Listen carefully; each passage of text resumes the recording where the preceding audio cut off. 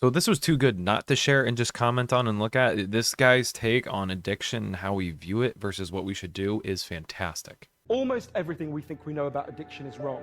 You get a rat and you put it in a cage and you give it 2 water bottles. One is just water and the other is water laced with either heroin or cocaine. If you do that, the rat will almost always prefer the drugged water and almost always kill itself quite quickly. In the 70s, Professor Alexander comes along and he looks at this experiment and he noticed something. He said, we're putting the rat in an empty cage. It's got nothing to do except use these drugs. Let's try something a bit different. So Professor Alexander built a cage that he called Rat Park. They've got loads of cheese, they've got loads of colored balls, they've got loads of tunnels. Crucially, they've got loads of friends. But here's the fascinating thing.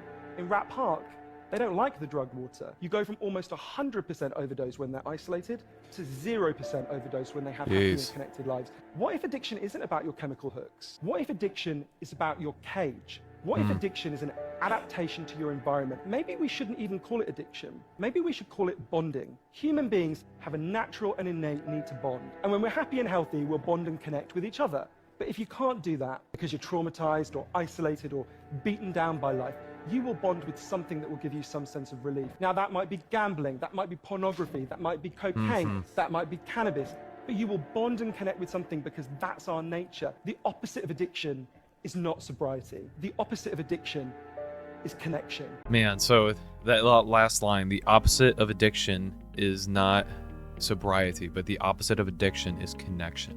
What we connect with matters so much. He had mentioned vices like gambling and pornography, drinking, drugs, right?